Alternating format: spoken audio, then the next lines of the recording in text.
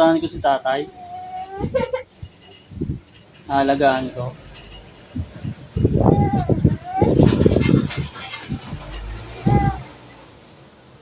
May sakit lolo mo. May sakit. May sakit lolo mo.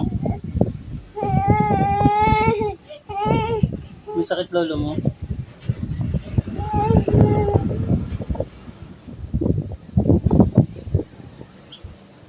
Alagaan ko lang. Doon ka muna kala mama. Ha? Maglalaro kayong baby shark.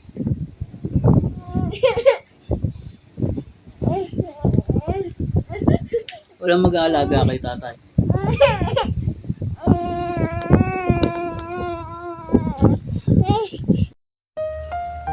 Sa mga oras na to, napakagulo na ng isip ko. Nag-resign kasi ako sa trabaho para maalagaan yung anak ko. Pero ito ako, papunta sa tatay ko, aalagaan naman siya. Kailangan ko na lang hatiin ang oras ko para sa anak ko at para sa tatay ko. Wala na rin naman kasi akong nanay. Tinatanim ko na lang sa isip ko na malalampasan din namin ito lahat. Nasadyang ganito ang buhay. Mayroong pagsubok, mayroong suliranin. Ang kailangan mo lang maging matibay at lumaban. Dahil pagkatapos nito, mayroon ng magandang resulta. Hindi ako pwedeng sumuko para sa kanila.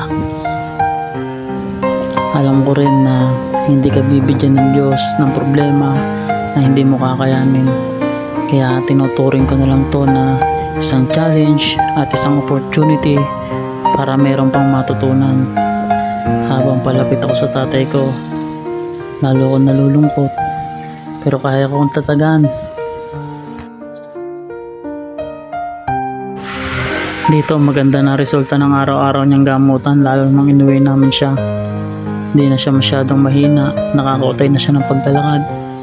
Konti na lang gagaling na siya. Tinadasal ko na lang na patuloy yung paggaling niya. Dahil wala naman ibang susuporta sa amin. Kami-kami lang din. At walang ibang tutulong sa kanya kundi sarili niya.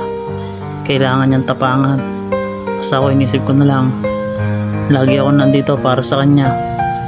Kaya lang hindi siguro sa lahat ng oras. Kasi may pamilya na rin ako eh. Sa mga susunod na araw, sana mas maganda pa yung resulta ng kanyang mga gamutan. At sinabi ko na rin sa kanya na hindi ko na ibenta yung bike ko, pero yung bangka niya na ibenta namin para sa mga gamot niya. Mahal kasi yung mga gamot niya eh. Pero okay na rin yun. Kahit papano, araw-araw meron siyang panggamot. Sa mga susunod na video, sana mas magaganda pa yung may upload ko. At sana suportahan nyo at kapulutan nyo ng aral. At maging magandang halimbawa to para sa inyo. Na ang magulang, kahit paanong gawin mo, magulang mo pa rin yan.